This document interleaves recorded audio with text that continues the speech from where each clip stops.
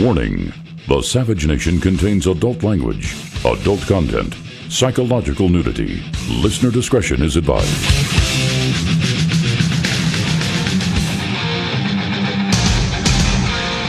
And now, America's most exciting radio talk show, The Savage Nation, home of unprotected talk, borders, language, culture.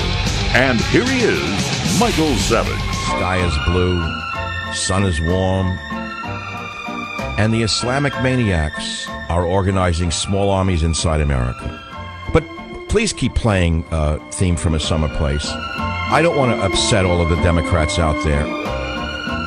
Muslim asylum seeker beheads IKEA shopper in Sweden?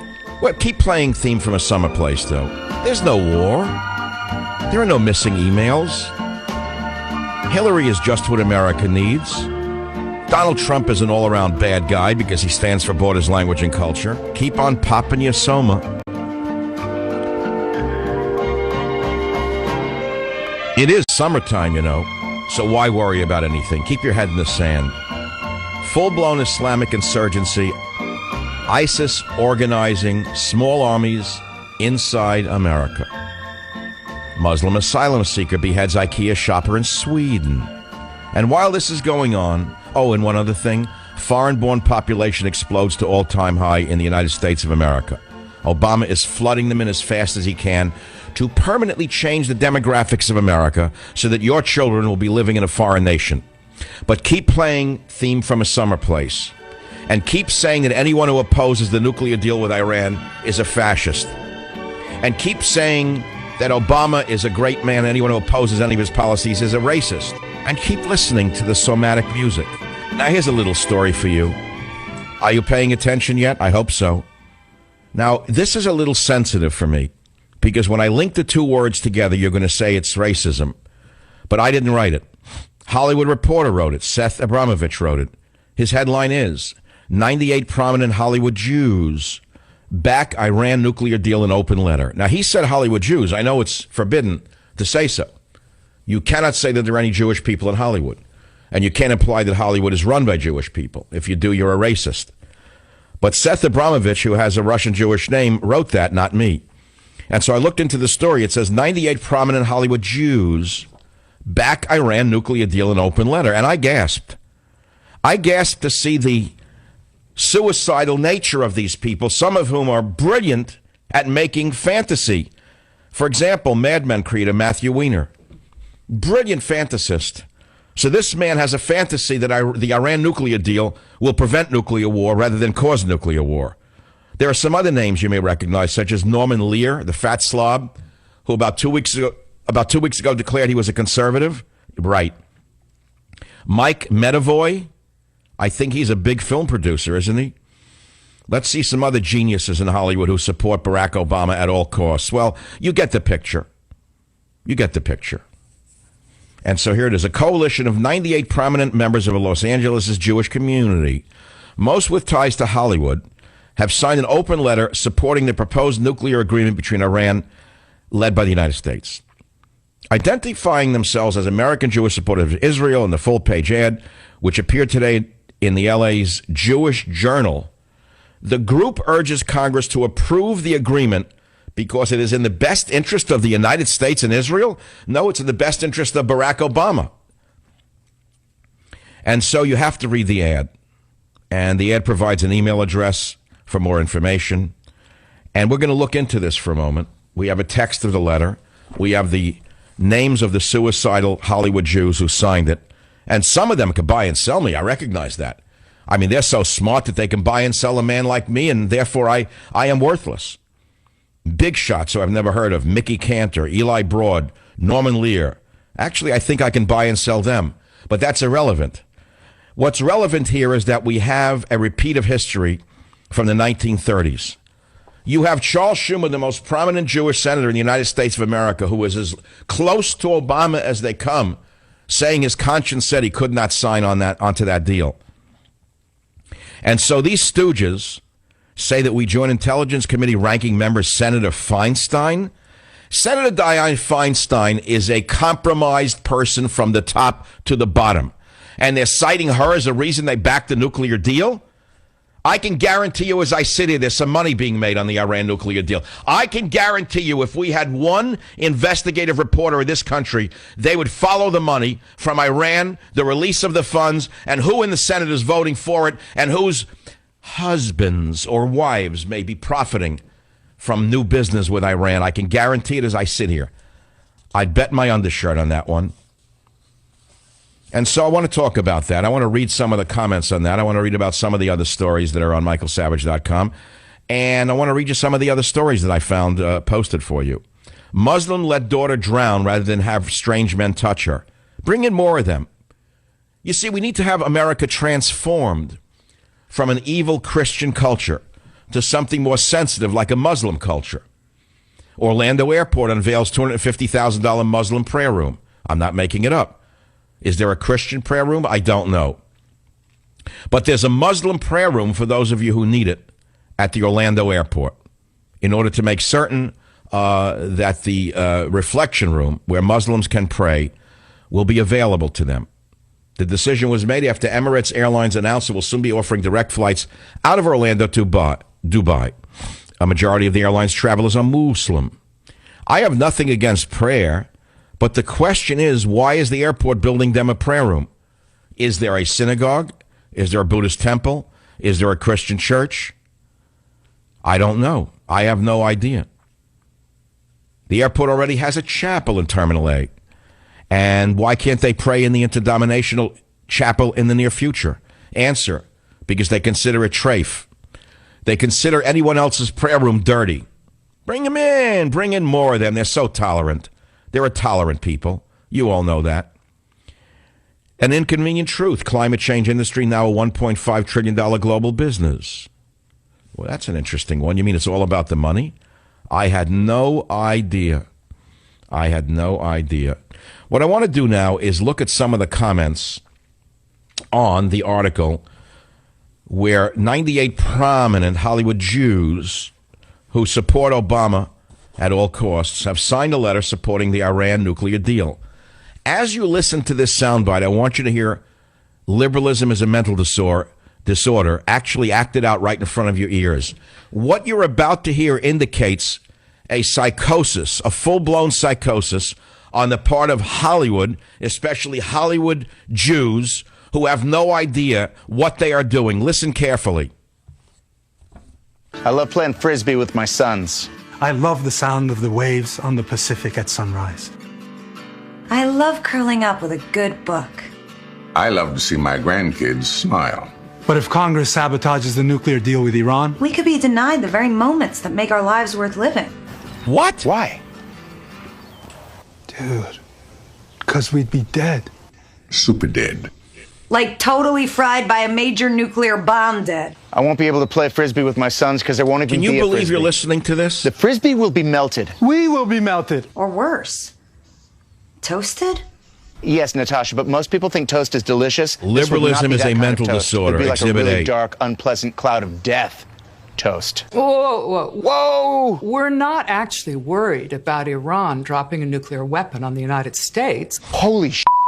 Is that... Yes, Jack, it's me, Queen Noor from Jordan. Look, it is true that if Congress sabotages this deal, there would be nothing stopping Iran from getting the bomb. That would likely spark an arms race throughout the region. Precisely, Ambassador Pickering. Ultimately, we could be forced into a war with Iran. Another dangerous, drawn-out, Another and expensive reliable source, conflict Morgan in the Middle Freeman. East with Really, many a lives genius. lost. So wait, are you saying that instead of a quick Through the toasting wormhead. type of death, that in a war with Iran, maybe a lot of people would die much more slowly? Like if they were put Oh, into, you say, an idiot, immense you. Shut up. crock Go back for and a smoke really, your- really long time? Natasha, I don't think you need a surrealistic food metaphor to comprehend the sheer recklessness of a war with Iran. Once the war begins, the chances of Iran developing a Can you nuclear believe? weapon Okay, you get would the only- drift. Exhibit A, liberalism is a mental disorder, but this is very serious stuff.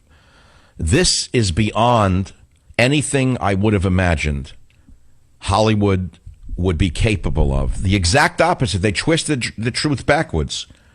They're saying that if the deal isn't signed, Iran will get a nuclear weapon and drop it on the United States of America.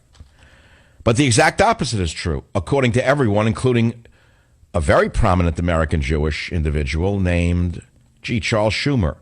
I guess they don't know about that one. But I do know about that. Hollywood Jews signed letter supporting Iran deal. Not opposing, supporting it. So let's go to truthrevolt.com and look at some of the comments that people have made about these psychotics. One, and I didn't say these things. I want to hear what you have to say. Incidentally, if this is too heavy for you and it's still summertime out there and you don't want to hear any of it, okay, I get it. I don't blame you. It's a beach day. School is going to start soon. Out here on the West Coast, almost all my tomatoes are fully mature. The leaves are turning kind of dead. It means the tomato season is just about over, which indicates to me that, it has been true since the beginning of recorded history. Fall is about to begin in about a month. Yeah. And these L.A. Jews will be surprised when they find out Holocaust 2 is not a movie, writes P. Smith. Another one wrote, sad but true. I wonder how many of them live in Israel or in ungated communities in the U.S. Another one wrote, they are serving as capos at the camp's gate. Another writes, please take the opportunity to instruct these idiots about the Holocaust. Next, it looks like a bunch of Z-listers who couldn't quite make it on the Dancing with Stars. Next one writes this, as with any ethnic group, the best and the brightest Jews generally don't select Hollywood as the industry for their careers. As with any religious group, the least religious moral Jews are found in Hollywood. So finish your morning coffee and take this latest advertisement from Hollywood with you to the restroom and put it to good use. This person wrote, Michael Savage once said, quote, these are the type of Jews who would throw 100 Jewish children into the ovens just to stay alive another day, close quote. That's very harsh. Who is Michael Savage? Does anyone know him? Who would have said a thing like that? This guy wrote, these idiots check their Jewishness in and out at LAX as excess baggage. Let's see, what's the next one? The correct term is collaborators. Nothing new. Read a little World War II history, Hollywood, France. Another one writes, Hollywood Jews do not represent my Hebrew people. Please make a note of it. Another one writes, Hollywood Jews represent communism, period. And another one wrote something that's more true than communism, more like crony capitalism. And someone said to me, when I asked why would Hollywood Jews sign a deal onto a deal like this when we know it's the suicide ticket for Israel, possibly Europe, possibly the United States, money, follow the money, because Obama has promised them tax breaks, period. It's all about the money. But someone writes this, every communist state has had their elitist group at the top. And they are the ones that are always the most shocked when government comes and takes them away. Another one writes, shall I keep reading this? The liberal mind is insanity. The same Norman Lear that claimed that he was conservative, another liberal liar. Another one writes, I've never heard of any of those people. Who are they? Another one writes, Eli Broad, one of the signatories, is perhaps the largest real estate developer in Southern California. Frank Gurhey is perhaps the most famous architect on earth at the moment. Norman Lear produced All in the Family. Mickey Cantor was in Bill Clinton's administration and is a seriously screwed up individual, writes another one. Anyway, you get the picture. These are the people who have polluted the world with their movies and television shows. These are the people who have fundamentally transformed the psyche of the universe through their distorted visions. Anyway, you want to comment on this or not? WMAL, Austin, you want to comment on this or not? Go ahead, please. Yeah, I'm blown away that I hear those people making those statements when nobody even knows what's in the deal. Kerry doesn't know what's in the deal, yet they're talking like they know what's going to happen if the unknown deal doesn't go through. It blows me away. But can you believe that they would do an ad saying that if the deal is not signed, America will get nuked and they won't be able to play Frisbee? Who wrote a thing like this? Couldn't make that up. Okay, I've opened with a comedy show on the Savage Nation, the comedy of the psychotic liberal mind in Hollywood. If you care to comment on that, and here's the big one, we're going to continue the discussion we started yesterday on prostitution. Should it be decriminalized? It was one of the most exciting discussions we've had on the show in many a long year on the Savage Nation. 855-407-2882. We'd especially like to hear from sex workers. Should prostitution be decriminalized? Also, for those of you who want to laugh, in exactly 1 hour and 10 minutes, we are having on this show, no, not Barack Obama, we are having Jackie Mason on in 1 hour and 10 minutes right here on the Savage Nation. Join the Savage Nation. Call now, 855-400-SAVAGE, 855-400-7282. Savage. Hey, our Savage Nation is sponsored by SwissAmerica.com, the only company I trust for wealth insurance, gold and silver. Call 800-BUICOIN. It's summer. I could not believe what I was looking at, but I looked at it. I looked at it with disgust and shame that these mentally ill Quislings would not even understand how foolish they will sound once I expose their idiotic ad on the Savage Nation. They can't play Frisbee with their grandchildren if we don't sign the deal because Iran will get the nuclear weapon if we give them the... Wait a minute. Iran will get a nuclear weapon if we don't give them the weapon? Let's see. We should give Hitler the nuclear weapon who has said he'll wipe out Jews in order to prevent him from wiping out Jews? Iran is on record saying they want to wipe Israel off the map, morons. Now you understand why Hollywood is so hated west of the Hudson River. Join the Savage Nation. Call now, 855-400-SAVAGE, 855-400-7282. Savage. And the innocence can never be recaptured. But you know how I do this show every day? Do you know that I psychologically say to myself, what would I, as 17, 15 years old, be doing today? What would I be thinking? What does this world look like to me today if I'm 17? And by doing that, it helps me comprehend what the average person sees as they get up and go about their daily business, because they don't see the world through the eyes of an adult, even if they're intelligent, even brilliant in their normal daily lives. They don't want to walk around carrying the world on their shoulders. They don't want to carry the world on their shoulders. So it's easier for the Hollywood fantasists who create the imagery that the world both loves and hates to say, oh, yes, President Obama told us, therefore we know he's never lied before.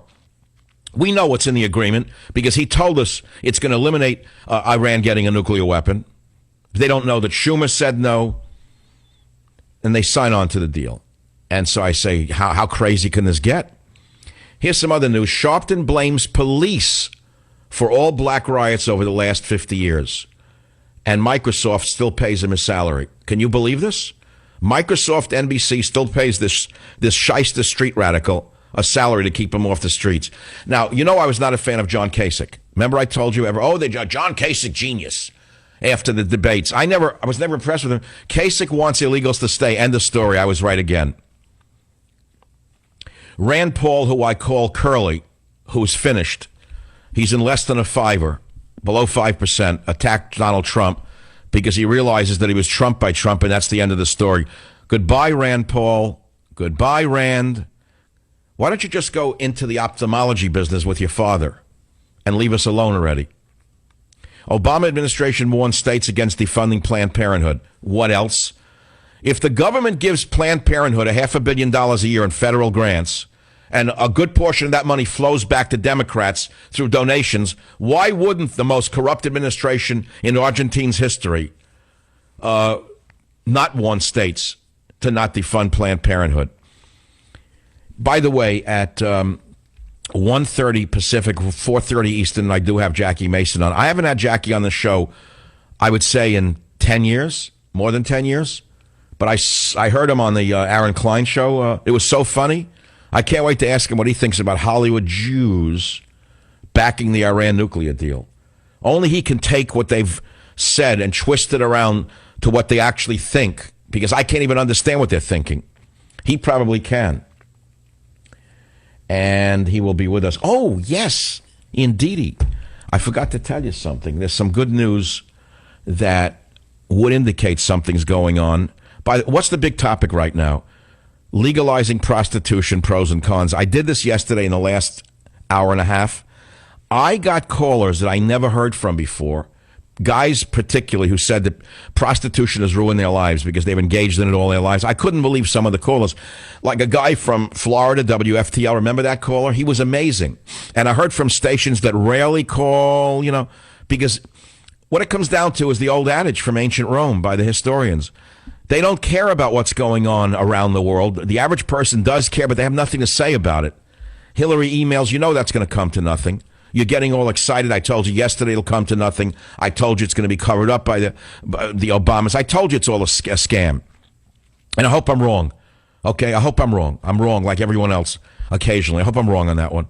But when I brought up the prostitution thing, the lines just exploded, and we couldn't stop talking about arguments in favor of the legalized prostitution debate and arguments opposed to the legalized prostitution debate. And I came out very strongly against decriminalizing prostitution based upon this one fact. And listen very carefully. If you're a libertarian, and I happen to be a sexual libertarian, I'm on record for that, but that does not apply to this. Why?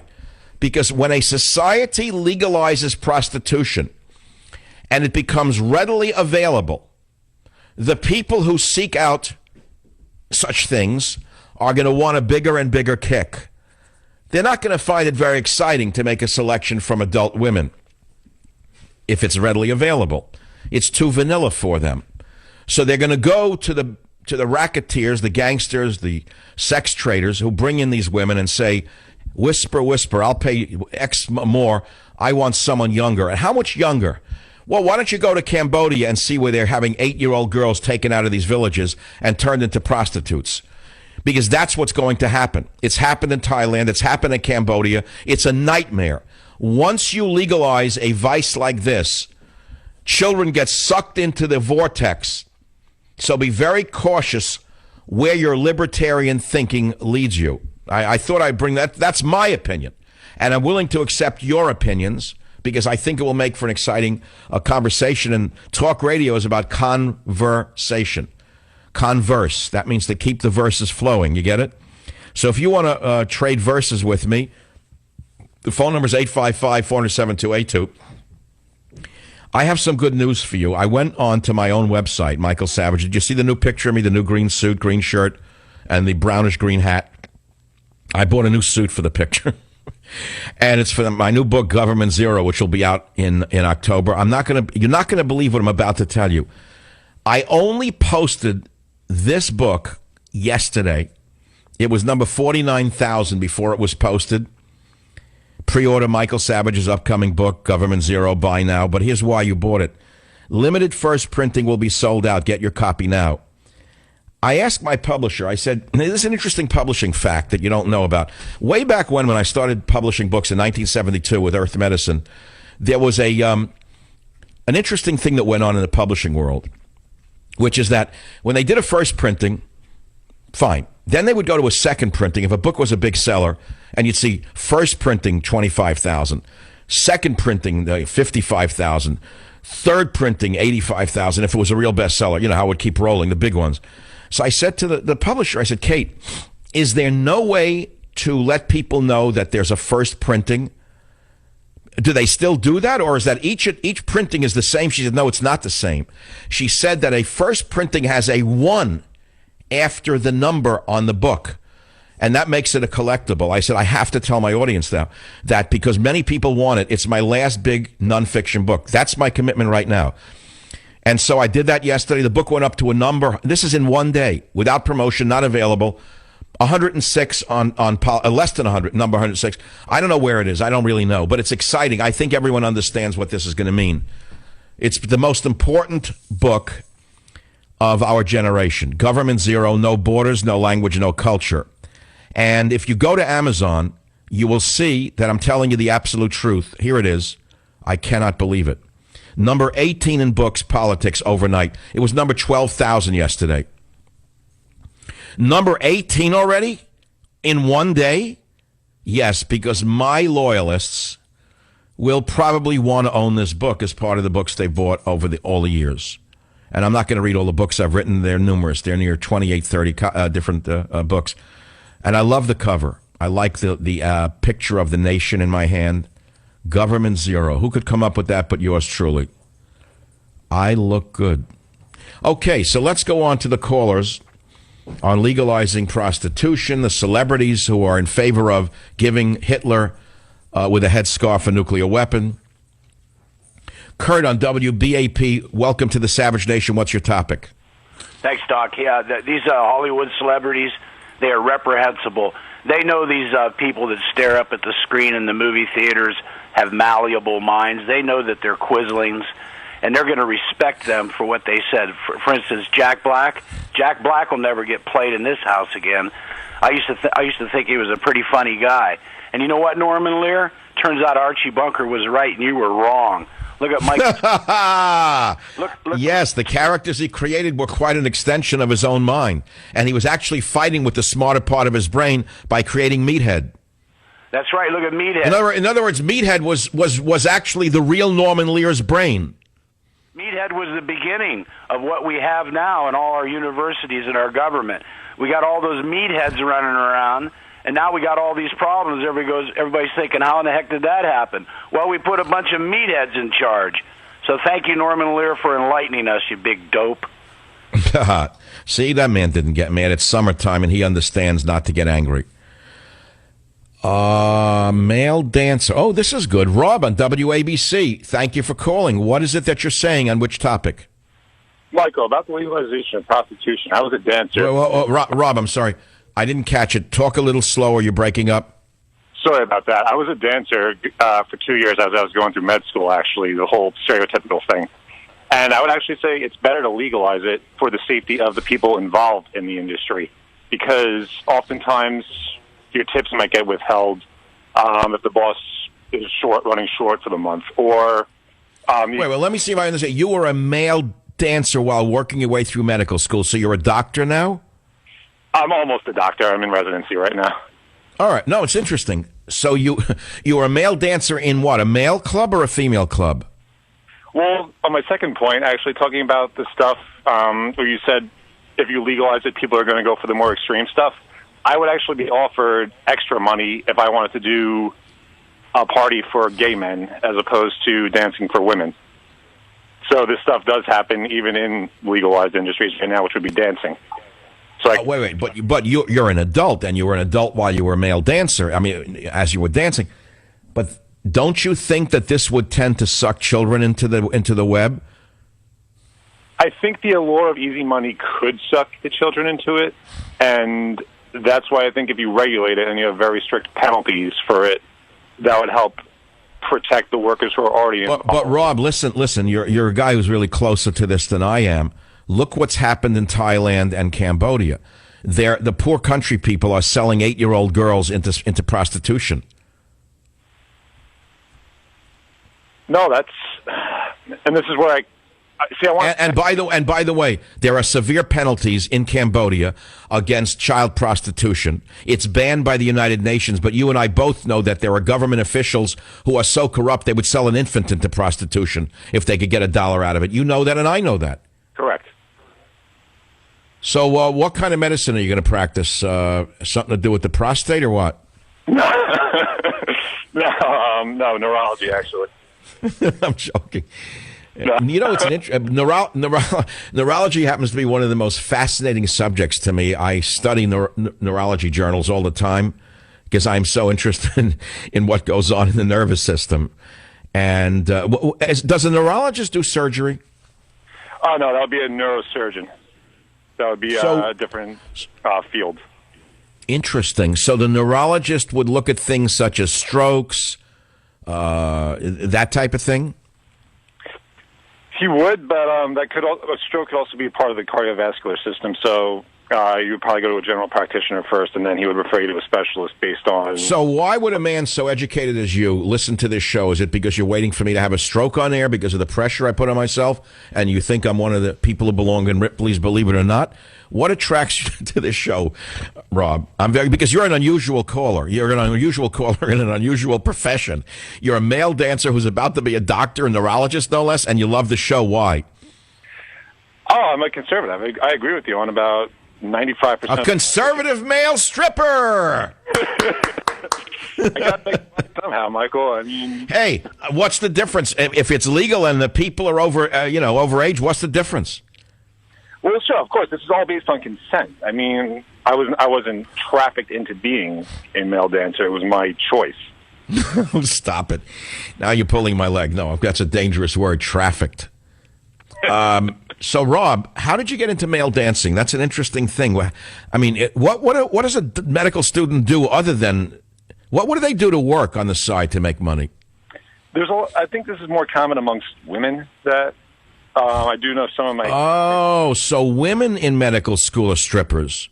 Well, if you remember the story, I think this happens in law school, too. I think it was who was the girl from Duke that was doing this, she was actually in pornography. Well, I could see a woman about to be a lawyer being a stripper because we know where that comes from, the hooker with a heart of gold. I understand that. I'm sorry, I'm trying to make too many jokes at one time on an electronic medium that's hard to transmit without using my eyebrows. Okay, Rob, so you say it should be legal. And you don't feel it would pull children into it? Yeah, well, we would need to to make sure. All right, he says there's got to be very strong penalties for child prostitution, which I agree. There should be a death penalty. How would that work? Would that work if there was a death penalty for child prostitution? Both those who trade in the children and those who engage with children should be executed within 30 days with one appeal. Would that tend to put a damper on abusing children? I think so. I'll never forget, and I got to do this quickly. When I went to Malaysia many years ago, I was shocked coming into the Kuala Lumpur airport. There was a gigantic billboard, and it said, drug possession is punishable by death in Malaysia. I was stunned. That tended to put a damper on drug dealing in Malaysia. You see what I mean? I'll be back. Join the Savage Nation. Call now, 855-400-SAVAGE, 855-400-7282. Savage. Your Savage Nation is sponsored by SwissAmerica.com. It's the only company I trust for tangible assets, gold and silver. Call 800-BUI-COIN. Very same quisling, insane liberals in Hollywood who are saying give Iran the bomb to avoid a nuclear war are those who are saying bring in more Muslims because they're all peace-loving. Are you ready for this story? Because you better hold on to your hats.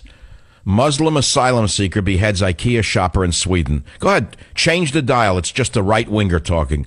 But if you want the truth, pay careful attention. A Muslim asylum seeker beheaded an IKEA shopper in Sweden and killed another one. It was a mother and son, by the way. The IKEA superstore, reported by Breitbart.com, reported this. The IKEA superstore near Stockholm, which witnessed a double murder this week by Eritrean asylum seekers, has responded by ending the sale of kitchen knives in the store, and the government of Sweden has stepped up its policing at asylum lodging to defend Muslims against a backlash. He cut off the head of a Swedish native mother and her son. They were only in the country 4 weeks, and they went berserk and killed non-Muslims. Join the Savage Nation. Call now, 855-400-SAVAGE, 855-400-7282. Savage.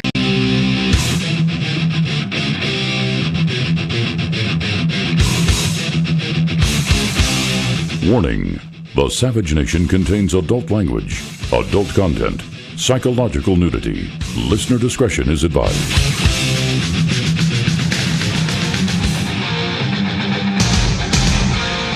And now, America's most exciting radio talk show, The Savage Nation, home of unprotected talk, borders, language, culture. And here he is, Michael Savage. I don't like falsetto. I don't care for it all. Welcome to the show.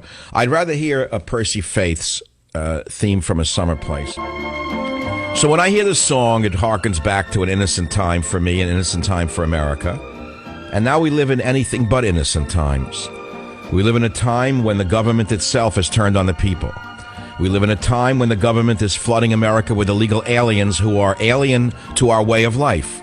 We're living in a time when the government is stealing taxpayer dollars at a rate nobody could ever comprehend in order to spend money at a rate nobody could ever support. We're living in a time when we have a government seeking to give a nuclear weapon to a nation that is on record saying they will destroy the state of Israel and then Europe and then the world. And that's why we play songs such as this. And instead of talking about that, and the article that I led with in the last hour is still astonishing to me, 98 prominent Hollywood Jews back Iran nuclear deal in open letter. And they include, I don't know, intelligent people like Matthew Weiner of Mad Men. I wouldn't say Norman Lear is intelligent. I would say he's senile. The other names I truly don't know, but they're apparently very important in their own mind. And they came out in favor of the deal with Iran, even though the deal will give Iran a nuclear weapon, which they say they will use to destroy Israel. These atheists, I don't know what else to call them.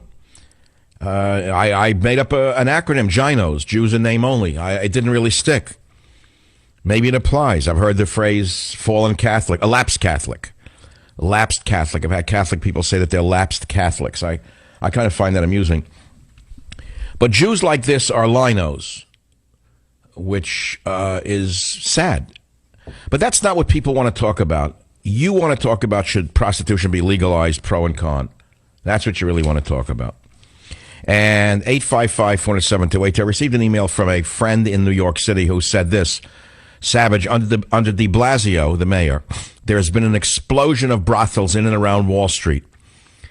Backpages and Craigslist not only offer these underbody rubs, but in-call and out-call escorts at $200 a pop, and everywhere. He says in a building in which his friend lives, a very upscale building, there were many apartments where hookers were working out of the apartment right there. And he said it gets even worse. You won't believe this. He said they had their Johns come up dressed as delivery men with those green vests and fake food packages. So that's what socialism brings: prostitution and terrorism. 855-400-7282. Again, another story that's so shocking I have to read it again. Muslim asylum seeker beheads IKEA shopper in Sweden. That's the headline. A Muslim asylum seeker from Eritrea who had only been in the country for 4 weeks went into an IKEA store and cut off the head of a Swedish mother and her son shopping in the Västerås branch of IKEA, the largest in the country. Immediately after the attack by the newly arrived immigrants who shared a room in a government asylum shelter and had only arrived in Sweden less than 4 weeks before, Swedish police were rushed to protect not Swedes, but migrant communities from, quote, dark forces in society. Local police across the region have been tasked with taking these measures to be there for safety purposes for everyone there, those who work there and those who live there, said Vastamanland police spokesman Per Agren. And IKEA has responded to the beheading of the mother and son by the Muslim by eliminating knives from the store. Now you understand when I say to you government zero. Now you understand what I mean by government zero. Now you understand what I mean by the leaders of the Western world, almost all of whom are socialists, whether overtly or covertly, who are destroying the nations that elected them, where the real citizens of the nation have almost no voice. That's what I mean by government zero. Sweden is suicidal, and it's interesting that Sweden is held up by our president as a model. You see, Democrat socialists like Obama always point to Sweden as their model of a socialist utopia. And take a look at what they've done to the Viking nation. How is that even possible that a nation as proud and as militant as Sweden once was has turned into a nation of, what word do you have that could describe a beaten nation? A nation beaten into a pulp by cowardly, quizzling politicians. And who is going to save us from these hordes? Who? Barack Obama? Who on the Republican side is going to save us from this influx, whether they be from Eritrea or from Mexico? Tell me who. Tell me who's going to stop this onslaught. Who? But that's not what you want to talk about. It's an old story. What you want to talk about is the prostitution issue. And I think it's an important issue because that's something we can do something about. And why am I talking about it? Because Tuesday, Amnesty International, a socialist front group, as far as I can tell, I don't know who funds them, but I suspect they're not as good as they may appear. Amnesty International called for the decriminalization of prostitution. Also in this hour, if this is not enough for you, we have the one and only great Jackie Mason coming up in about 20 minutes. He will be performing October 24th in Westbury, New York, at the NYCB Theater at Westbury. JackieMason.com. He'll be with us in about 20 minutes to give us his opinion. Sarah, WABC, your opinion on the prostitution issue. Go ahead, please. Michael, if you legalize prostitution, one of the things that's going to happen is that it's going to become readily available, which means it'll be much cheaper. And what's holding back men from cheating on their wives right now? So that's going to lead to adultery because it'll be easy, it won't be illegal, which then will lead to divorce, which then will lead to messed up children, which then could... Okay, so now you know why the socialists want legalized prostitution, which is to further destroy the institution of heterosexual marriage. Absolutely. Because people kept saying, why would Amnesty International make that an issue when there are so many other issues on the planet, such as the sexual mutilation of Muslim girls, the trafficking of girls by ISIS? Why are they making this an issue? Because they haven't done enough damage to marriage. They need to do it even more. So that's what you're saying. Yeah, and the truth is, and I agree with you on the children, because if it's so easy to get over the border now as an illegal, you can have children come in, fake their ages, you use that, they're that much cheaper, and it really destroys the entire institution of family that we have in this country. Well, now you know why socialists want legalized prostitution, because it further diminishes the sanctity of marriage, and the reason for marriage, for many men, by the way, is sexual. Isn't that true? Yes, possibly. I mean, Sarah, let's be clear. Don't you think a lot of men get married just for the sexual access? I don't know if I would say that across the board, but there may be. I'm sure there's a demographic of them. Well, but your implication is that because of legalized see, if you're implying that most men are in marriage for the sex, and that if there's legalized prostitution, they get sex that's legal for very little money, they wouldn't get married. So that's an interesting concept right there to think about. But I thank you for having the wherewithal to call the show, The Savage Nation. Mike on WABC in New York, go ahead. What's your opinion? Part of the allure of going to Toots is the criminality of it. And I think it loses a lot of its appeal for those of us who enjoy it if it's legal. You're saying part of the allure of going to prostitute is that it's dangerous? That it's criminal. And there's a certain excitement knowing you might get caught. Well, by using that logic, we should legalize everything that's illegal. If you say it's a thrill seeker seeking a thrill because it's illegal, so legalize heroin as well? Well, I mean, no, of course not. But I'm just saying from my own personal experience that I would be less interested in it if it were legal. You would be less interested. So you indulge? Yes. All right. So then speak from your experience. You get a thrill up your leg when you go out looking for a hooker? Yes. And I don't even necessarily have to land one. Oh, wow. You mean just hunting gives you a thrill? I'm not going to say hunting. That's a little bit too misogynistic. Let's say shopping. Okay, so where do you do your shopping? Online or you walk the streets at night? The latter. Not during the night. In New York City, I assume, Mike? I'm not going to get more personal, but saying in New York City you can walk around and look for prostitutes? No, I'm speaking of a different city, Newark, New Jersey. Unbelievable. And what, you just drive around and look for them? Yes. Unbelievable. Aren't you worried about disease, Mike? No, because there are certain methods to prevent that. Well, I'm not so sure of that. I mean, you're playing Russian roulette, Mike. You know, we all hear that condoms prevent sexually transmitted diseases, but they don't 100%. You know that. Maybe this is another part of the appeal to me. What, that you can get sick and die? Yeah. Oh, so you're okay. I'm not trying to be, brutal here, but okay. What you're saying is you like going to the dark side, risking your life because you're somewhat kind of self-destructive. Well, I'm not sure if it's self-destruction or self-loathing or what, but I used to think it was just a criminality, but now that you point out the danger, maybe it's more than that, a death wish. Are you pulling my leg, or do you really mean what you just said? No, you helped me realize something.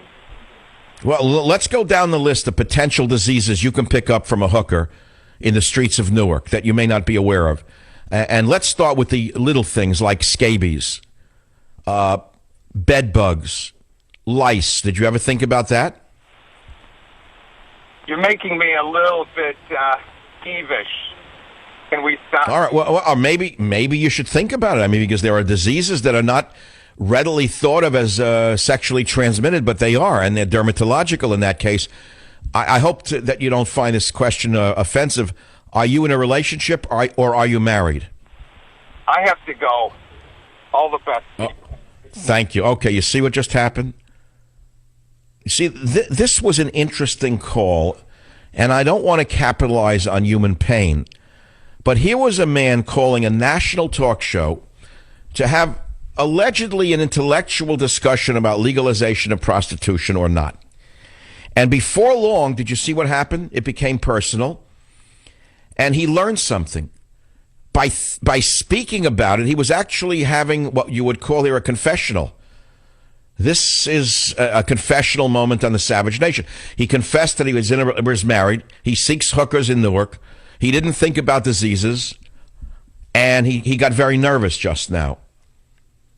Maybe his life will change for the better. He realized that he was playing Russian roulette, and he was somewhat self-loathing and suicidal. This is something that talk radio, by the way, used to do on a regular basis. This used to be the métier of talk radio, where the callers were king and where people had transformative experiences with hosts able to bring them to that moment. I'll be right back. Join the Savage Nation. Call now, 855-400-SAVAGE, 855-400-7282. Savage. My Savage Nation is sponsored by SwissAmerica.com, the only company I trust to protect my wealth with gold and silver. Call 800-BUICOIN. Talking about bed bugs, the FBI has picked up a blank Clinton email server. This woman is so evil. She is so evil that after this liar gave the FBI the server, along with the thumb drive that contained copies of these classified emails, we now learn from the lawyer for the Denver-based computer services firm Platte River Networks, which took control of the liar's server. She said that the server is blank. This is right out of something you would see in the age of the generals in Argentina. And I want to remind you of something about Hillary Clinton. Remember the Nixon years? You can read about it if you don't remember it. Do you remember what happened then? Do you know what they did to Nixon for a few minutes of missing, erased White House audio tapes? The liberals who are rushing to the defense of this liar are the very same lying liberals who sought Nixon's head for 18 minutes of erased White House audio tapes. She erased the server because what was on it? They will argue, well, what difference does it make? So what she did here is very interesting. She can still be charged with obstruction of justice, which won't happen, but she will not be charged with a violation of the Espionage Act, which would require a jail time. I mean, she wiped the server clean after its contents were requested by the FBI. Tell me what businessman wouldn't be in prison the next day. Tell me what CEO of any corporation, if the FBI said, we want the server, and they give it to me after they clean it, jail time. And incidentally, 1974, Hillary Clinton was a member of the Presidential Impeachment Inquiry staff during the Watergate scandal. Do you know that she was fired from that for lying? Lying. And that's what you want to be president? This slimy Clinton's back again? How can you still be a Democrat? I can understand if you're in favor of helping the poor or you want liberalism in your social beliefs. Why would you elect someone who is so slimy? Is that the best you can offer America? A slime ball like this? Savage. And I, Michael Savage, am a mere kid in a hotel in the Catskill Mountains.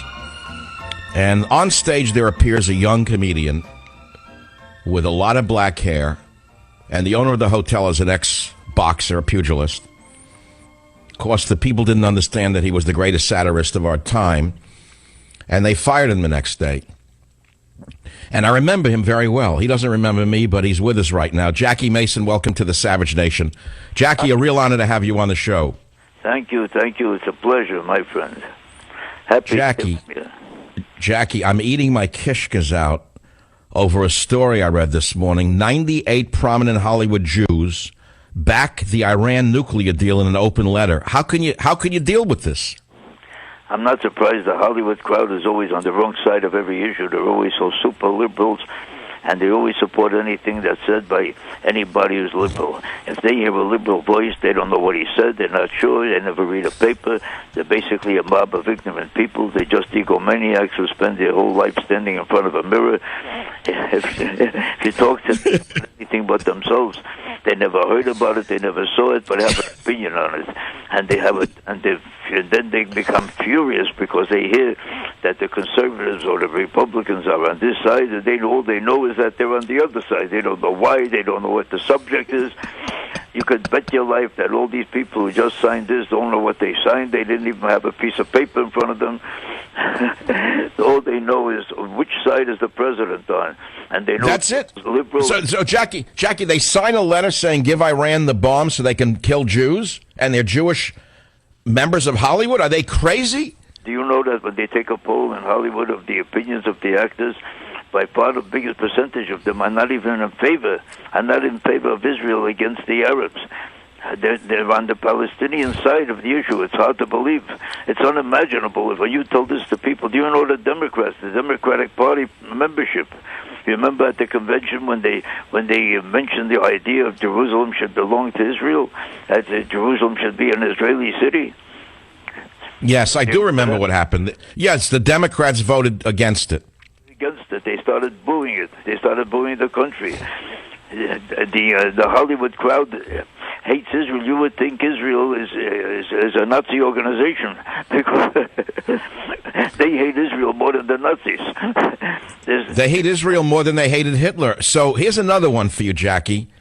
Hillary, the FBI picked up a blank Clinton email server. What do you have to say about that one? I can't hear you.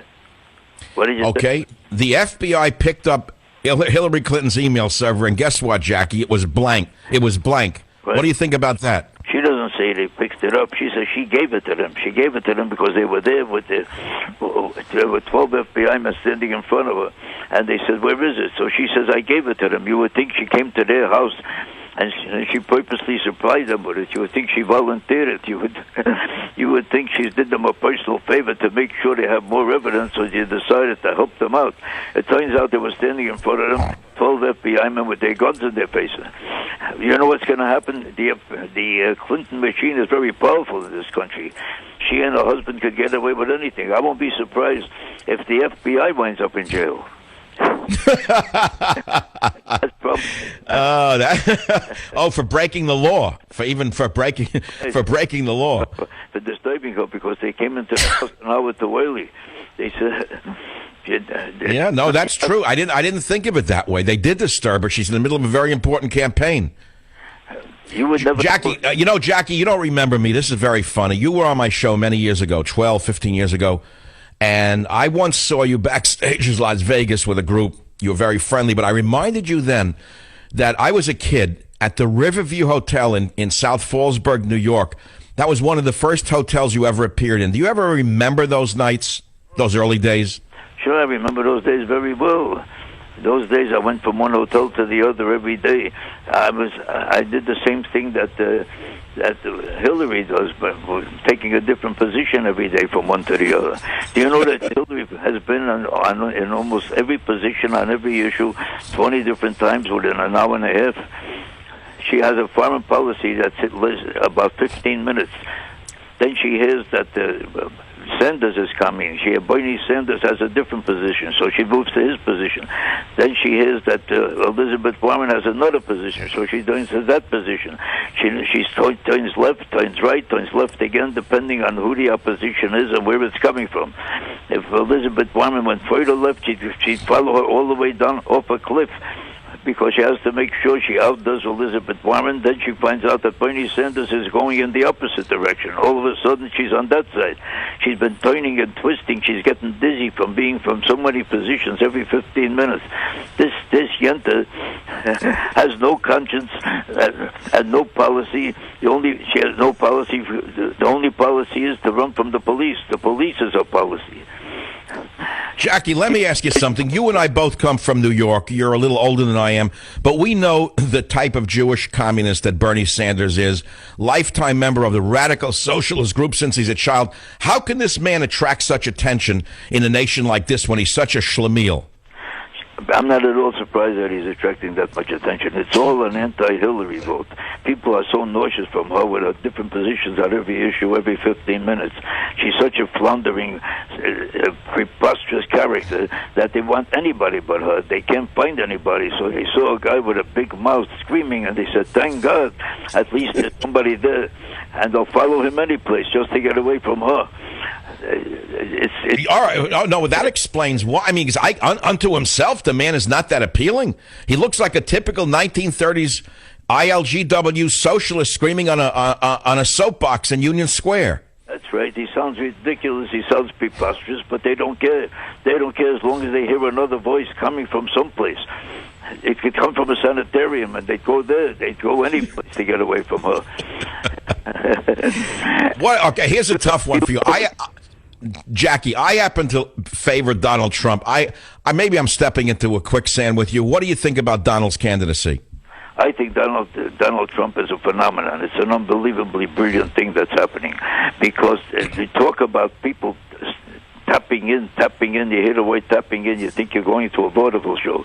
It sounds like it's vaudeville. Everybody is talking about tapping in, that he's tapping into a nerve that represents the fact that everybody in America is nauseous and furious about politicians in general. Every politician makes a speech, and after the speech he gets lost, and nothing happens. Then he makes another speech, nothing happens again. And they know these are recorded, meaningless speeches like Rubio. You ever listen to Rubio? Rubio sounds like a broken record. Rubio sounds like a child selling ice cream on the streets of Miami. Jackie, you're going to be performing October 24th, which is very near to this date, in Westbury, New York, in Long Island, at the NYCB Theater. What will the performance be? Another one-man show, Life According to Me? What's it going to be? Every time I do a show, there's no one specific subject or one issue. I talk about everything that's happening in general, everywhere in America or everywhere in the world. But I talk about the presidency. I talk about what a preposterous system the presidency is. Take a look at the way they run these debates. Is there anything more idiotic than the debates? You have 1 minute to express all of your thoughts about foreign policy, America, domestic policy, anything that's happening everywhere in the world, and you have to do it in 1 minute. If you happen to breathe a little slow, you lost the debate. And you have to make sure you tell a better joke than the next guy, because they don't remember any policy or any position. They just remember who told the best one-liner or the best joke. The next day, that's all they're talking about. So it becomes a comedy contest. If this was 50 years ago, Groucho Marx would be the president. So, are you a fan of Megyn Kelly, the woman who attacked Donald Trump? I mean, you probably saw right through her act, right? But that was such a phony, stupid, preposterous question that she asked him, and then she followed up with a more preposterous question, and then you know what happens? What happens is that a guy like him is liable to become president because he doesn't have any credentials. This is the only job in the world, is the presidency of the United States, where you have to have no background, no credentials of any kind, and you have to prove that you don't know nothing about the subject in order to get the job. Did you ever hear of a job where you have to know nothing in order to get, even if you want to become a plumber, you have to prove you have experience in plumbing. But to become a president, you have to have no experience, no knowledge, no information. You have to never heard anything about the job. In order to become a plumber, why do you think the toilets in America are working so perfectly, but the government is full of it? Well, take a look at Barack Obama. He had no experience. Look where we are today as a result of it, and yet he gets away with it. The man still has charisma. How is it possible after so many disastrous policies and dragging America over the cliff of socialist insanity? He still has a popularity rating that's so high. His popularity rating is so high because he doesn't know what he's doing. That's exactly why his popularity is so high. Because listen to this: in America today, if you want to be a president, take a look at what happens. You have to know nothing about anything because there's no preparation necessary, and there's no standard. Take a look at you.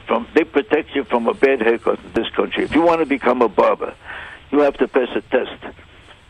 The union demands that you guarantee they have to graduate high school to become a barber.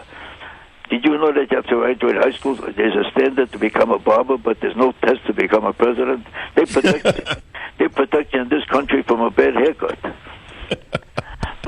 You know, when you were on a couple of weeks ago, you said something about people in New York City are more protected from a bad tuna fish sandwich than they are from a nuclear weapon. What was that about? But that's what I said. I said this a number of times. This is so true. They give you 28 days. 28 days they give Iran to find out exactly what he's doing over there with creating a bomb. They give him 28 days notice. So for 28 days, they assume he's going to do nothing. He's just going to wait to show you the bomb. For 28 days, he could put the bomb in the toilet. He could leave it in the kitchen. He could take it to Philadelphia. He could do whatever he wants with it. Days to show you the bomb. But it's an amazing thing. It's an amazing thing in New York City. When they inspect the restaurant, they give you no notice. You just pop in and you catch them if they put a bed fish. There's no protection. Jackie, you're the greatest satirist of our time. I love your humor, and I hope that the people will visit your website, JackieMason.com, and they will flood the Westbury NYCB Theater on October 24th to see the Mark Twain of our time, the Yiddish Mark Twain of our time. Thank you, my friend. It's a pleasure talking to you. Thanks so much. What a kick it was for me. Been a long time. Jackie Mason on the Savage Nation. That brings us up to a break. When I come back, calls on any of the topics right here on the Savage Nation. Join the Savage Nation. Call now, 855-400-SAVAGE, 855-400-7282. Savage. My Savage Nation is sponsored by SwissAmerica.com. It's the only company I trust to protect my wealth. Call 800-BUY-COIN. You got to understand what a big kick that was for me. I mean, when I was a kid, Jackie Mason was a grown man, a young one, who had just appeared in this little hotel. I remember it to this day, the Riverview Hotel, South Fallsburg, New York. I never heard of him. No one knew who he was. He was just starting out. So like all stand-up comedians, he did his shtick. The owner threw him out the next day because the people didn't get him. They didn't laugh. Here's the story. I always knew this guy would go far. Why? As he was leaving the hotel, fully dressed, trench coat, holding a suitcase, the guys, and they were pretty bad guys. They were busboys, waiters. They picked him up and threw him into the swimming pool, fully clothed. And I remember my heart went out to this guy because I said, what are they doing? They threw him in the pool, and you see his suitcase burst open, all his possessions floating in the water. He's soaked from head to toe. Did he get mad? Did he fume? Did he scream? He wouldn't let them see that. He mocked them. He smiled at them like he was in on the joke. I remember to this day, I could see his face looking up from the swimming pool at the bastards, frankly, who threw him in the pool. He wouldn't let them know that they had hurt him in any way. So he had a lot of fight in him, and look where he is today. I mean, he's an inspiration to me in many ways because it shows me that you can keep going in this field literally as long as you're on the earth. And I want to thank him for being an inspiration. He was terrific. I loved it. 855-400-7282, Savage Nation. Any topic is fair game. WABC. Cy, welcome to the program. Go ahead, please. What's on your mind? Yes, I remember Jackie Mason up in the Catskills when I was a busboy, and he was great. Gave a lot of inspiration to a lot of people. The only thing that the people had against him, being that you said that they threw him in the pool, the only thing that they had against him, that his mimicking of the Jews, they didn't really take. And to this day, I have a lot of inspiration to him. I think he's a great man, but he has to get rid of that Jewish thing that he has, and that turns a lot of people off. Wait a minute. He's 80-something years old. You think he's going to change his act? But the thing is, the act was always an act, like even when he started. Well, what do you mean? I don't understand what you're saying. What Jewish thing? This ethnic thing of the way Jewish people talk. Oh, you mean mocking the way they talk? No one talks like that anymore, which is what makes them even funnier. Yeah, but all right, let's not split hairs. Most people. I'm going to be in New York next week, and if Jackie's available, I'm going to try and have him on live from WABC Studios in New York. I hope he comes on over. I'll even take him out for a knish. I'll really go for a lot of money there. But I don't know if he even wants to do live. But I'm going to have guests in New York, definitely. Right out of the WABC above the Madison Square Garden on a couple of days next week. Then I'm going to do some vacation days while I'm there. I don't actually know what I'm going to do. I do know what I'm going to do. Next week, I'm going to go out with a cinematographer to my old neighborhood in Queens, and I'm going to reminisce. I always liked Chinese food, and my house is in a neighborhood that's all Chinese. And my mother sold the house to a Chinese family, by the way, many years ago. I'm glad that Chinese moved in there. Imagine walking back to my old neighborhood and smelling Chinese food. It'd be wonderful. I'll feel right at home. This is... Well, I got another big hour. What am I giving you? This is. Don't go away. I'll be here. Join the Savage Nation. Call now. 855-400-SAVAGE. 855-400-7282. Savage. Adult content.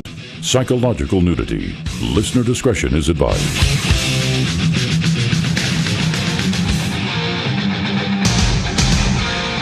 And now, America's most exciting radio talk show, The Savage Nation, home of unprotected talk, borders, language, culture. And here he is, Michael Savage.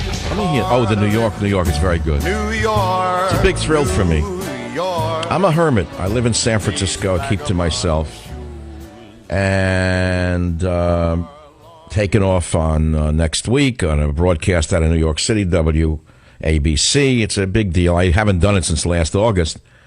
I don't go anywhere. I really don't, because I have everything I need at my fingertips. What's the point of going anywhere? But while I'm there, I'm going to do a number of interesting things, try to get some local guests on the show who you may be interested in. Last hour, of course, if you listen, we had Jackie Mason on, and he's still a kick. He always gives me a chuckle because he has a way of cutting through the, he sees it for what it is, and he turns it into a way that's very, very funny. But what's not funny are the issues of the day and the liars who are running us off the cliff called politicians. Now, if that's overly harsh, I apologize in advance. However, there's no other way to explain what they're doing to us other than destroying the nation. There's no nice way about it. It's that simple. And we were talking about a socialist group called Amnesty International, usually on every issue anti-American. Suddenly, out of nowhere, this week, they come out saying they want to decriminalize prostitution. So it set off a lot of conversation yesterday on the Savage Nation, as, again, today. And many of you are calling only about that topic. And if you care to join that discussion, the phone number is 855-400-7282. But before we do, I'd like to lighten it up a bit and play an early Jackie Mason tape that I think is going to give you a kick. Let's just listen to it for a minute. You know that Jewish people are the only people in the world who gain weight even when they go to a gym or a health club to lose weight. Watch Gentiles in a gym or a health club. You ever see how busy they are? Swimming, jumping, barbells, doorbells, dumbbells, beklap, mehak. They're so busy. They're crashing into walls, into furniture, schwitzing and clapping and hacking. But every Jew is on a bicycle. This is not good.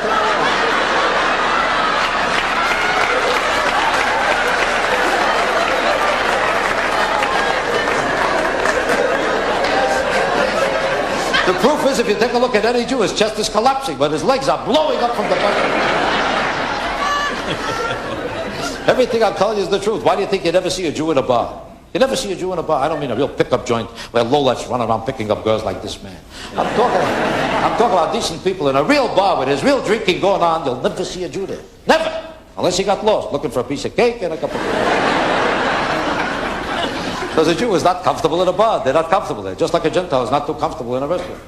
When a Gentile walks into a restaurant, they're very nervous. They walk in and, how do you do? May I sit down? May I sit down?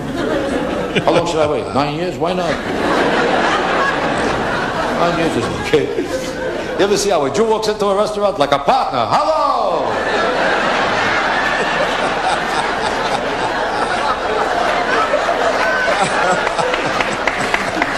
Let me see my table. No matter which table you show them, you call this a table for men like me?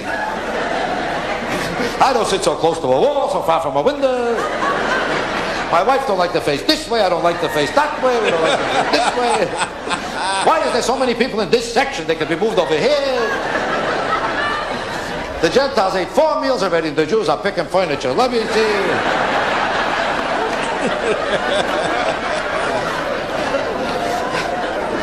It takes them 3 hours to pick out a table, then they start a whole new fight. Why is it so drafty here?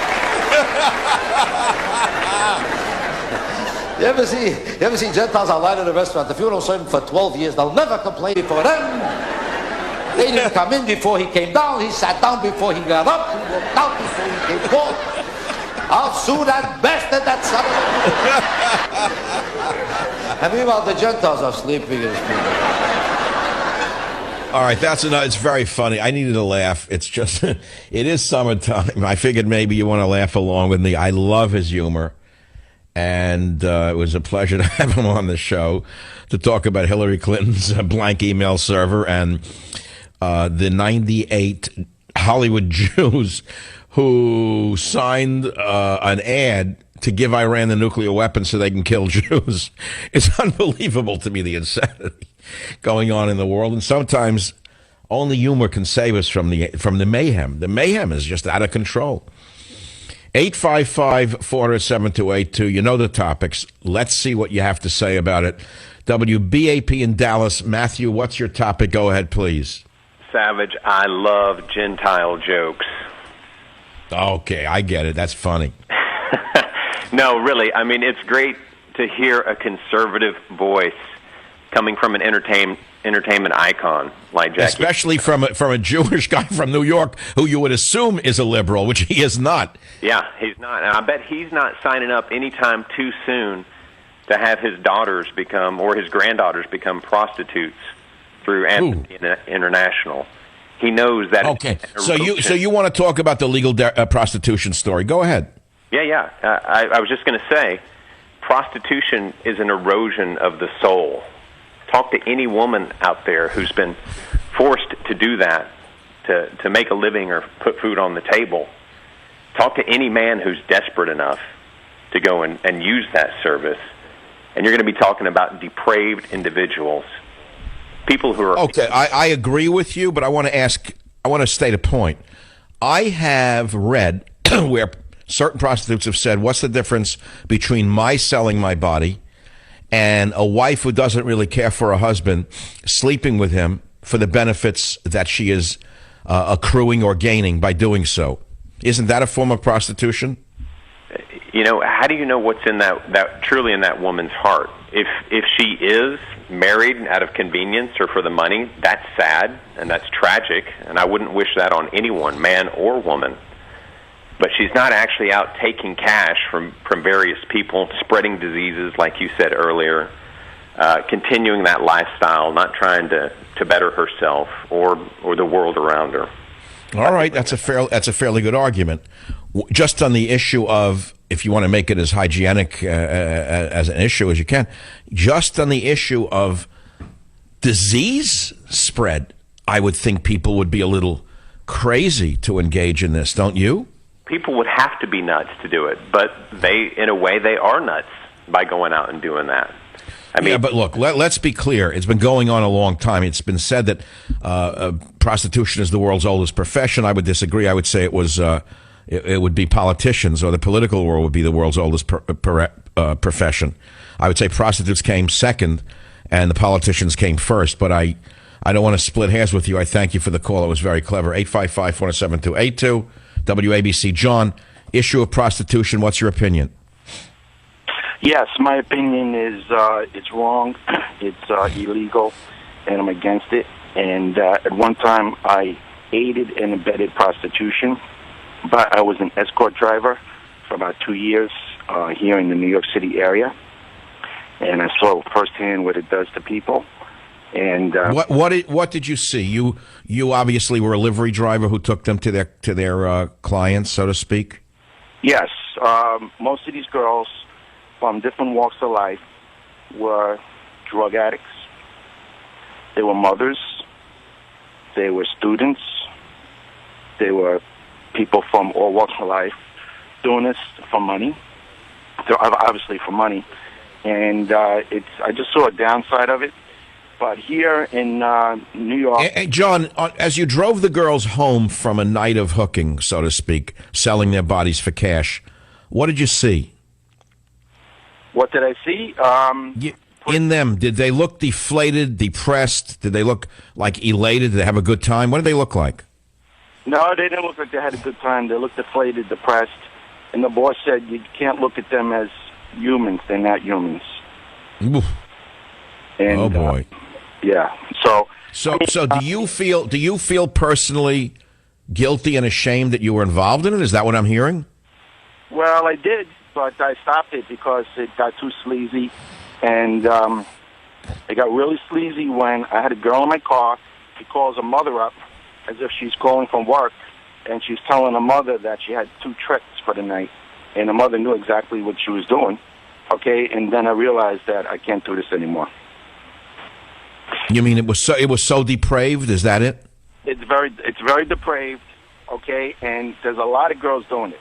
Okay, in every major city. This is a very large business in New York City. Millions of dollars a year. There must be 10,000 escort agencies. I'm not talking about the girls that walk on the street. I'm talking about escort agencies. It's a very big business. Okay. So if you go to a hotel in New York City, an upscale hotel, and you see an ad for an escort, does that mean prostitution? Yes, most of the time. Well, but it's illegal. Isn't it illegal though, John? When the girl gets there, what if the guy, overtly says, "I want sex and I'll give you whatever you want"? What if she's a decoy? He can go to jail, right? Sure. I could have went to jail also, aiding and abetting, because they used to turn over the cash to me, and then I would turn the cash over to the boss. So you were more deeply enmeshed in this than you care to talk about. I get it. I never got caught. We used to travel at night, 8 at night to 8 o'clock in the morning is when most escort agencies operate. But John, how did you get out of this business? John, look, you're talking about dealing with heavy-duty underworld people. Aren't you afraid to talk on the radio? No, not at all. It's a few years ago. I had a fight with my boss, and I said I can't do this anymore, so he never bothered me. But interesting. It's funny because I look at the girl next door, where I live, and I say to myself, she could be doing it. There's so many girls doing this. Okay, people here, as well as in San Francisco, people are struggling. The rents are sky high. There's so many girls doing it. They're selling their bodies. It's a bigger business than people realize. Sodom and Gomorrah. Yeah. Sodom and Gomorrah. John, thanks. As I say, Reality 101 on the Savage Nation is what's really of interest to me. And I find this, I don't know why, but it's amazing the kind of interesting kind of calls we're getting are striking me as far more poignant than just talking about Clinton's email server. If you care to talk about this topic, go ahead, make our day. 855-400-7282, the Savage Nation. Join the Savage Nation. Call now, 855-400-SAVAGE, 855-400-7282. Savage. The Savage Nation is sponsored by Swiss America, the only company I trust with my financial future. Call 800-289-2646 or SwissAmerica.com. It is the Savage Nation where conservatism is decriminalized on a daily basis. You'll hear that tomorrow on another show, but I thought it was funny. Yep, we decriminalize conservatism and patriotism on a daily basis on the Savage Nation, and we're talking about a topic that's a little off the beaten path. It's not about Trump. It's not about the election, which is 15,000 years away. You know, I have a young man who works for me, drives me, and I sometimes ask him what he thinks about topics as we're listening to other shows. And I said, do you really care about the election in 2016? He looks at me and says, not really. It's so far away. What is this obsession on every show in the world about 2016? I can't do it. A little bit here, if some news is made, yes. But when in the world did this become the norm in the media, to turn an election, which is a year and a half away, into a daily fare on television and radio? I don't understand the obsession over this. The only answer is that Obama is so terrible, he's done so much damage, so much harm to the world, that people cannot wait for the election to get rid of him. But don't count on it. We voted twice to get rid of him and get rid of his communist philosophy and policies, and look what we got. We got John Boehner and Mitch McConnell. That's what we got. 855-400-7282 WBAP in Dallas, line 7. Go ahead, please. What's your topic today? Prostitution and your question that you posed to your listeners earlier, Dr. Savage. Was caught up in sexual sin for over 20 years. It cost me a marriage. It cost me a whole lot more than that. And I'm against the legalization of prostitution. I had to live at a Christian men's ministry for 7 months to get my head out of my you-know-where and my feet on the ground after I came to realize how messed up I was. This is extremely important, and I don't want to go over your words. What did the Christian ministry do for your sex addiction? They showed me the depravity of my sin and how much bigger the mercy of God is in relation to the still in my through my eyes how depraved I was, and the mercy of God overwhelmed it, and it broke me. I had an experience, and I'm not one to go on and on about visions or something. I don't know if it was a vision, but I know I was touched. I was broken. I was sitting out in a cold September night underneath the stars, and I saw mercy. And I had been praying for it for 5 months. Literally. And in what form did mercy appear? Remember the movie The Passion of Christ? I do. At the very end, you see him get up and walk out of the tomb with the light shining on his face, right? Yes. Prior to me going outside and sitting out, I had been reading about God's promises to me, to the believer, and there's some beautiful promises. They jumped off the page to me. They came alive. They were big. And it was like a voice said to me, go out to the ridge. It was a piece of ground just, 5-minute walk from where I was sitting inside. And I went out, I sat down, and I said, God, you got something for me. I don't know what it is, but I'm here. I'm going to sit here till you show up. And there was a small town a few miles away. The tree line was backlit by the dim lights of the town. Trees were sticking up. And Doc, as God is my witness, after a few minutes of just looking, it seemed like those trees started to move. They had an energy all their own. It was dark. It was moving, and they changed shape, and the shapes were harsh shapes. They were sharp shapes, and they were moving with an energy that I didn't like. It feared me. And I didn't hear an audible voice, but a strong impression came to me, and that was this. That's your sin, Matt, and it's beating your Savior to death. And it went down. Unbelievable. So you were able to kick your sex addiction, especially that attraction to prostitution after that? It's a day-to-day thing, Doc. I've gotten much better. Am I all I hear you. Unbelievable how we touched a raw nerve. Join the Savage Nation. Call now, 855-400-SAVAGE. Savage. Wait a minute. If there was nothing top secret about the images, why'd she erase them? Well, don't ask such questions. Now that we live in a banana republic, get used to it. All right? Get used to it and just focus instead on other things. 855-400-7282. Nobody will let go of this topic of legalization of prostitution or not to legalize. And I know why. It's because we know we can't control the political system. We've learned that in the last 2 elections. Yes, we'll vote. Yes, we'll vote for any Republican over any Democrat, socialist, Islamist. I get it. Yes, we'll continue to listen to our favorite conservative talk radio shows and go to the websites attached to them. But we really know it almost makes no difference. We're living in a dictatorship, a one-party monopoly. Democrats, Republicans, as I defined them many years ago, which is why I call it Government Zero in my new book. But the fact is, many of us have given up on the political system. I don't know what the turnout's going to be. I don't think it's going to be as high as people hope. But there's one thing we can do, and that's save ourselves. Many of us know we can't save the country. We'd like to, but we don't think we can. Many of us know we can do only one thing, which is save our own souls. And I think that is why this topic of legalization of prostitution or not has struck such a raw nerve on my program. That would be my analysis.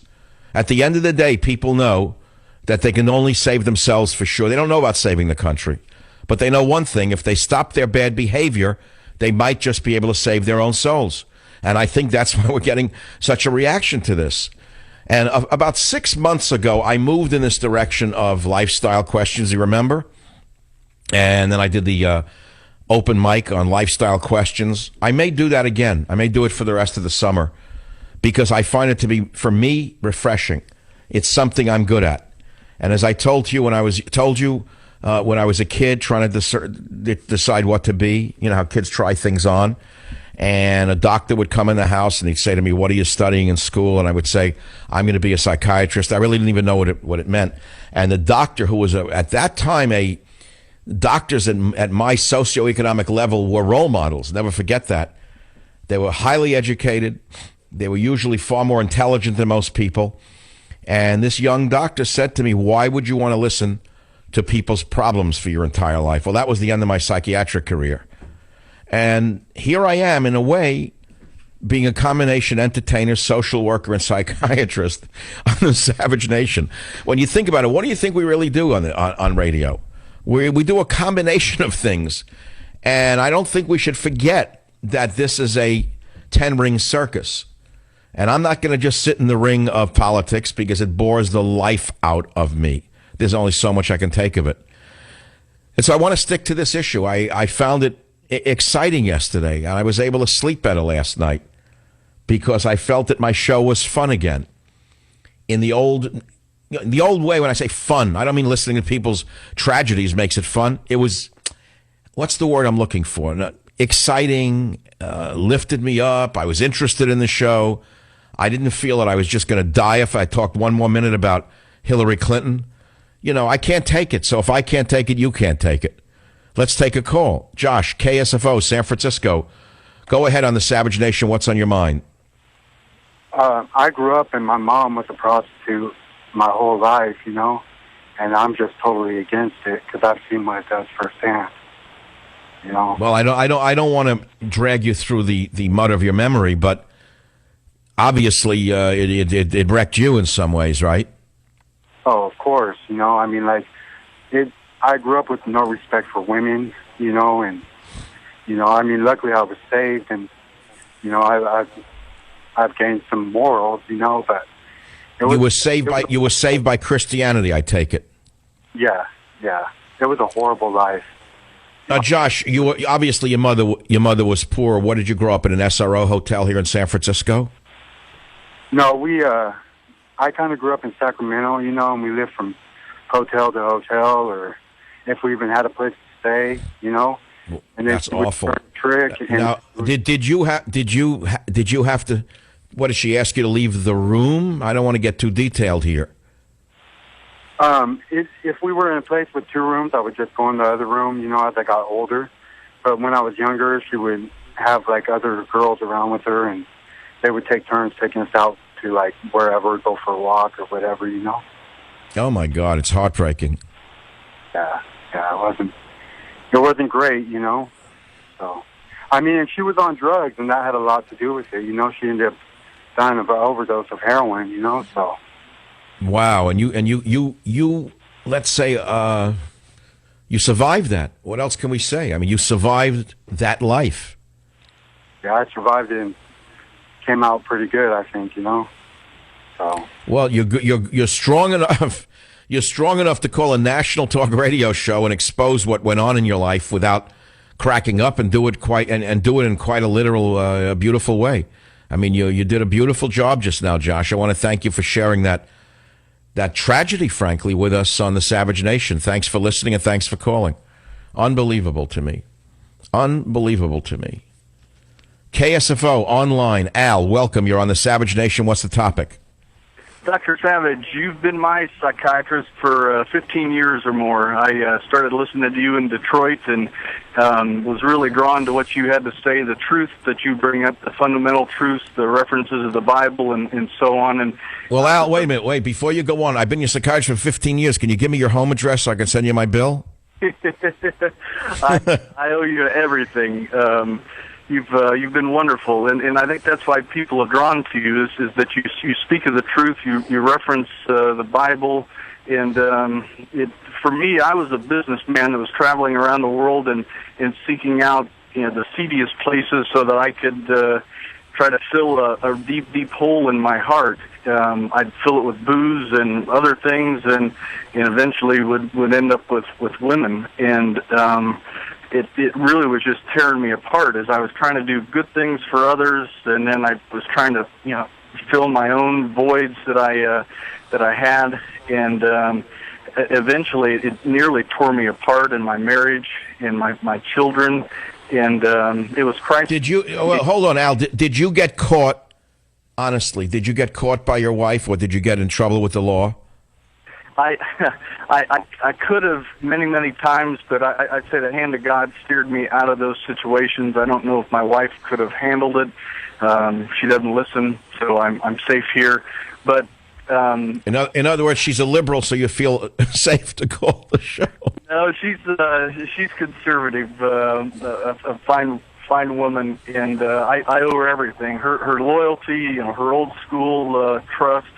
So what is it that got you? What is it that freed you from the slavery of your own addiction? Was it God? Are you going to tell me it was a religious experience?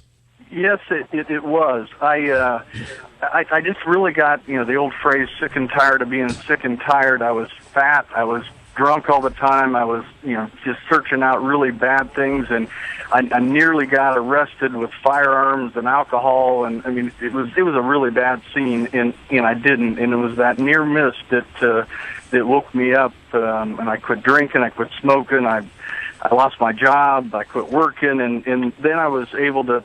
It was the summertime, and I was able to focus with my family, and it was seeing my family that really caught my eyes to what my legacy was going to be, not some drunken stupor. It was going to be my children, my family that was going to continue my legacy. No, usually children can be a salvation for men. It changes a man from being a wild creature to somebody who's more constrained, let's put it to you that way. Yeah, and like I said, Christ really came in and filled that hole that the gentleman earlier talked of, seeing a vision and his sin just being washed away, and the same. What was your Al? What was your vision? What vision did you see? He told us about the trees moving, coming at him.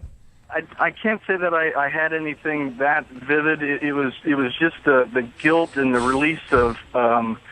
All the guilt and anxiety and all the cover-ups and everything that was just simply washed away, and it was shed in tears and weeping, and it was just an amazing relief to know that I was forgiven no matter what I had done, and that no one is beyond that. And I was in some prison ministry even after that, and to be able to relate to men and women. Wait, I missed that. You were a prison minister, or you were in prison ministry? I was in prison ministry after I opened my eyes to see what was being done. I joked that I was serving my sentences, a few hours at a time. Oh, so you would go in and talk to the criminals about salvation, and in doing so, you were saving yourself. Yeah, more than I know. And well, those situations usually make for the best teachings, whether it be in mathematics or anything else. To be honest with you, the best teachers are often in those situations. Al, thanks for listening. We're getting great callers. And the upright among men is no more. Read the Bible. Thou shalt eat but not be satisfied. And thy sickness shall be in thine inward parts, and you shall conceive but shall not bring forth. That sounds like sterility. Well, for me, this is the one I like this time of year, last of the summer fruits. In Micah 7, where he says, Woe is me, for I am as the last of the summer fruits, as the grape gleanings of the vintage. There is no cluster to eat, no first ripe fig which my soul desireth. This is unbelievable.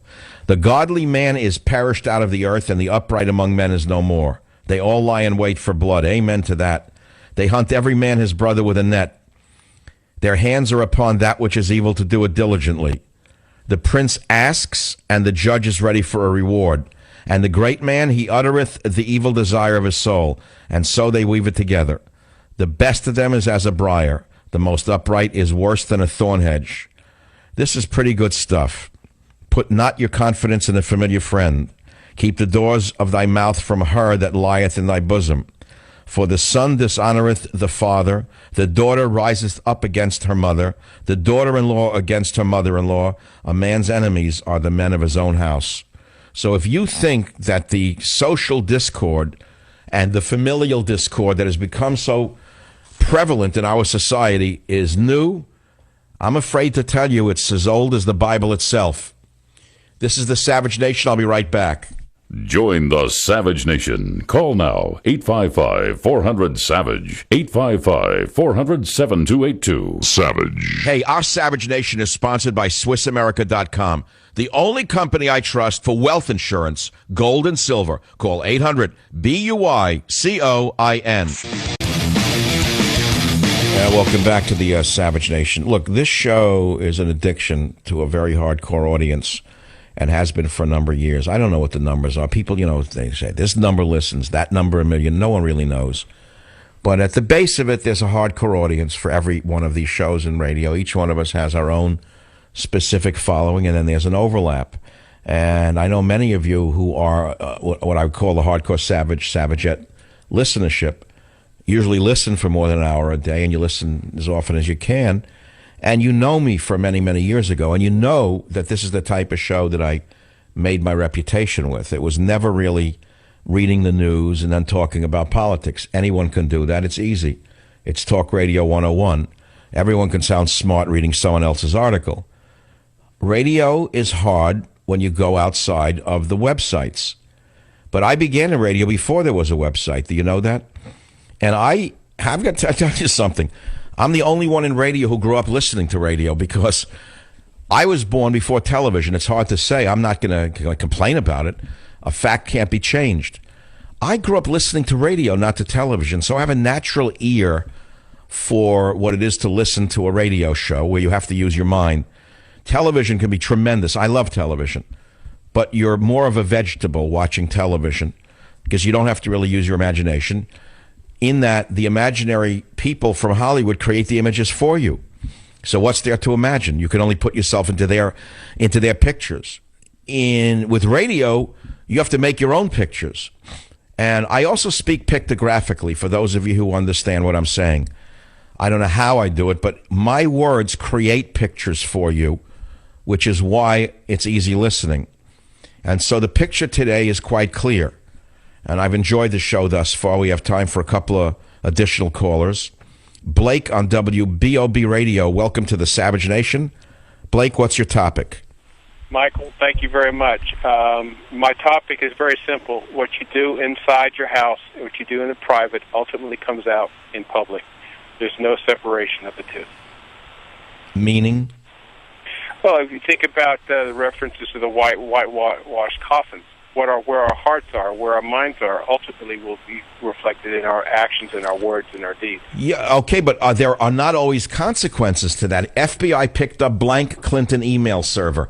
We know that she conducted a criminal act. We know that she committed espionage. We know that any other citizen would go to jail for what she did. And we also know nothing's going to happen to her. I'm speaking more to the cultural issues you've been talking about. No, I understand, but here's the thing: when you look at these demagogues like Hillary Clinton getting away with virtual espionage, according to these articles, which are shocking, satellite images that she sanitized off her server, anyone else would go to jail for this. I agree with you. And so what I'm doing is I'm saying to you, yes, we the little people have to pay for our sins. Then why do people like her not have to pay for their sins? Why? WVLK Radio, Mark, go ahead. You're going to be the last caller of the hour. Fire away. Yes, Dr. Savage. I just wanted to bring something up that's not been discussed yet, and I think it's going to have a huge impact, not just on prostitution, but on human sexuality. With the advances in artificial intelligence and advanced servo systems, robotics will dramatically affect human sexualism. You see it in Asia already. Think about the ability to go up and order any race, any size, any shape, any age that you want. Whoa. What, you mean a robotic? This is a crazy... You're saying that it would be legal to have an underage robot as a sex partner? Think about it. It's not a human. This brings in a whole different... Well, now there's going to have to be laws about that. My God, what an interesting idea that is. What an interesting idea that is. Thanks for listening to the Savage Nation, and don't forget, Government Zero.